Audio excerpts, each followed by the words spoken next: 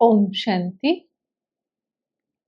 आज की मुरली में बाबा ने हम बच्चों को कहा कि देखो आत्मा के ऊपर कितनी मैल चढ़ गई है और जब आत्मा पे मैल चढ़ती है तो मैल चढ़ी हुई आत्मा माना घाटे में।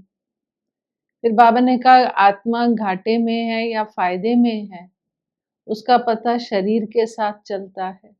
जैसे हम देखते हैं सतयुग में हम फायदे में है तो शरीर भी सतो प्रधान है, आत्मा भी सतो प्रधान है। और आज कलयुग में घाटे में है तो शरीर भी कैसे है, तमो प्रधान है। तो बाबा ने कहा घाटे और फायदे का पता जो चलता है वो शरीर से पता चलता है। और बाबा ने कहा इस समय आत्मा में फुल किचड़ा भरा पड़ा है। फिर बाबा ने कहा कि ये किचड़ा जो है निकलेगा कैसे, क्योंकि किचड़ा कौन सा है। बाबा ने कहा तुम्हारे अंदर आत्मा में देह अभिमान का किचड़ा है, काम क्रोध का किचड़ा है, विकारों का किचड़ा है ना। तो बाबा ने एग्जाम्पल दिया कि देखो जैसे शहद होता है, मधु होता है, तो उसमें भी किचड़ा होता है। तो उस किचड़े को कैसे निकालते हैं, तो बाबा ने कहा उसको छाना जाता है। अब बाबा ने कहा आत्मा में जो किचड़ा है उसको कैसे छाने, तो उसकी विधि क्या है।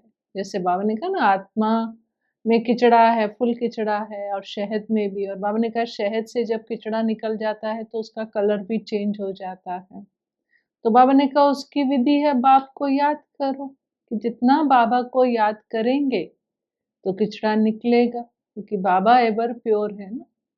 बाबा जैसा पवित्र तो कोई दुनिया में है ही नहीं, बाबा तो एवर प्योर है।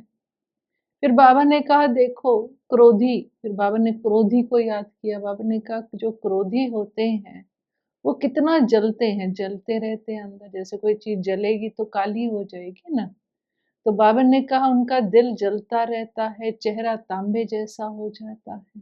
तो इस तरह से बाबा ने किचड़े की बात करी।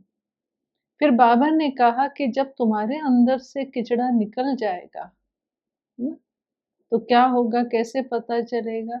तो बाबा ने कहा तुम्हें अपवित्र आत्माओं को से, जैसे बाबा को, तो उनसे उनके साथ मिक्सअप होने का दिल नहीं करेगा, है ना। जैसे बाबा ने कहा देवी देवता कितने पवित्र हैं तो उनको कोई छू भी ना सके, है ना, इतने पवित्र हैं। और बाबा ने कहा कि शिव बाबा तो एवर प्योर है, कितना पवित्र है। तो बाबा ने कहा मुझे तो छूने की बात ही नहीं, क्योंकि मेरे पास तो शरीर नहीं है।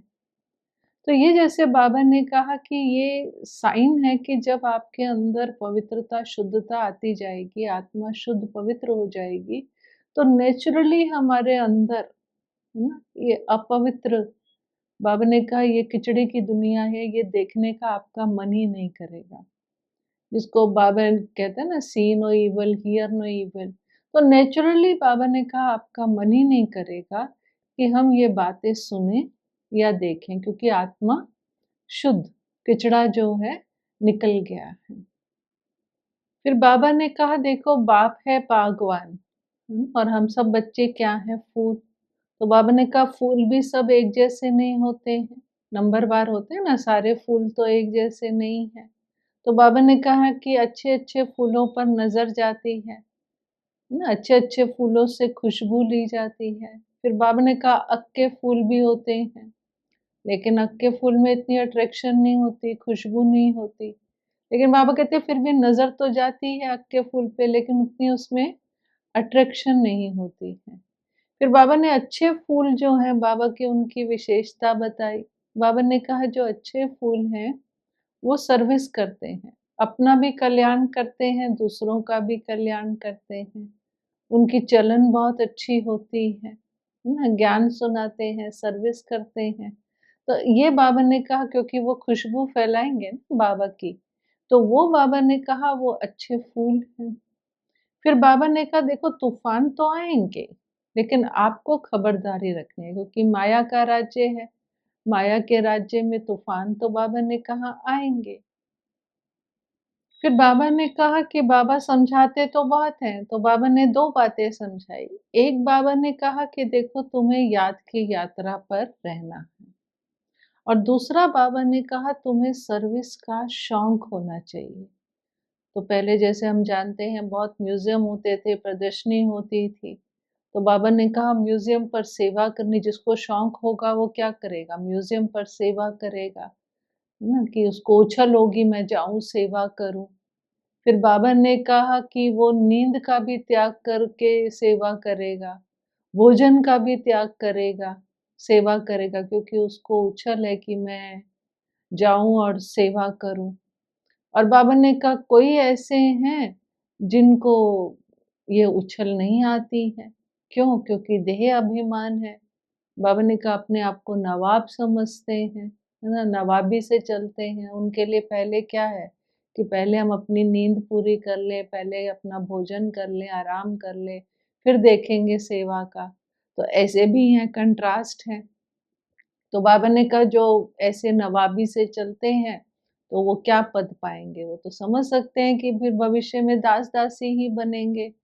तो बाबा ने कहा क्योंकि इस समय नवाबी से चलते हैं, तो बाबा ने कहा अपने आप को खुद ही देह अभिमान का कुल्हड़ा मारते हैं। तो इसलिए बाबा ने शुरू में कहा ना कि खबरदारी रखो, ना विचार करो इन सब बातों पे, जो बाबा बातें बताते हैं उन पर विचार करना चाहिए कि मेरा क्या भविष्य बन रहा है। बाबा ने कहा बाप तो कहते हैं निरंतर मुझे याद करो और सिमर-सिमर सुख पाओ। बाप को जानना है और उसको याद करना है। लेकिन बाबा ने कहा क्योंकि तुम युद्ध के मैदान में खड़े हो, तो माया क्या करती है? माया के साथ युद्ध चलती है। माया याद में रहने नहीं देती है। बाबा ने कहा देह अभिमान में ले आती है माया, फिर ज़ोर से थप्पड़ भी मार देती है। तो ये सब माया के साथ युद्ध होती है। फिर बाबा ने कहा कि जिन-जिन ने अंत काले, जैसे गायन है ना कि अंत काल में, विनाश काल में ना प्रीत बुद्धि विजयंती। तो बाबा ने कहा कि जिनकी विनाश काल में प्रीत बुद्धि होगी, वो विजय माला के दाने बनेंगे। इसलिए माला किसकी है? तो बाबा ने कहा ब्राह्मणों की ही रुंड माला है। फिर लास्ट में बाबा ने कहा देखो तुम ये लक्ष्मी नारायण, मैं तुम्हें ये लक्ष्मी नारायण बनाता हूँ और तुम मुझे बुलाते कहाँ हो? बाबा ने कहा जब तुम लक्ष्मी नारायण बन जाते हो, देवी देवता बन जाते हो, वहाँ तो मुझे नहीं बुलाते हो। तुम बुलाते हो मुझे पतित दुनिया में। फिर बाबा ने कहा हाँ, पावन दुनिया में जब तुम देवता बन जाओगे वहाँ मैं आकर करूँगा भी क्या? बाबा ने कहा जब तुम एकदम विकारों में काले बन जाते हो, काम, क्रोध, लोभ में, है ना? तब मैं आता हूँ तुम्हें गोरा बनाने। और आज के वरदान में बाबा ने तपस्वी मूर्त की बात करी। ये तपस्वी मूर्त बनने के लिए हमें मन बुद्धि को श्रेष्ठ रीतियों के आसन पर विराजमान करना है। तो बाबा ने कहा जैसे तपस्वी होते हैं, ज़्यादातर उनको किसी न किसी आसन पर बिठाया जाता है। तो बाबा ने कहा आपको किसको बिठाना है? वो तो शरीर को बिठाते हैं। आपको अपने मन बुद्धि को श्रेष्ठ स्थितियों के आसन पर बिठाना है। जैसे एक रस स्थिति, फरिश्ता स्थिति, बाबा ने कहा ये स्थिति है। फिर बाबा ने कहा वो एक टाँग पर खड़े होते हैं, आप एक रस स्थिति में एकाग्र होते हैं। बाबा ने कहा उनका है हठ योग और हमारा है सहज योग।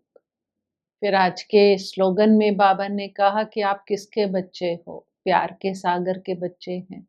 तो हमें क्या प्यार के सागर के बच्चे माना? बाबा ने कहा आप प्रेम की गंगा से भरपूर बनो। तो आज की मुरली से हम क्या प्रेरणाएँ लेंगे? एक जो बाबा ने कहा कि आत्मा में जो फुल किचड़ा भर गया है, आत्मा मैली हो गई है, तो उस किचड़े को छानना है कैसे? बाप की याद से। और बाबा ने जो क्रोध को कहा कि ये देह अभिमान, क्रोध, काम, लोभ, मोह, है ना? ये किचड़े हैं, तो उनको जो है अपने अंदर से निकाल कर आत्मा को शुद्ध, पावन बनाना है। फिर बाबा ने जो दूसरी बात कही कि सर्विस की, ना कि बाबा ने कहा ना बाबा बागवान हैं। तो अक के फूल, तो हमको कौन-सा फूल बनना है? फर्स्ट क्लास फूल बनना है। तो फर्स्ट क्लास फूल क्या करेगा? सर्विस करेगा, बाबा ने कहा। तो सर्विस करनी है, नवाबी नहीं दिखानी है। नहीं तो नवाबी यहाँ दिखाएँगे तो भविष्य में पद छोटा हो जाएगा, है ना?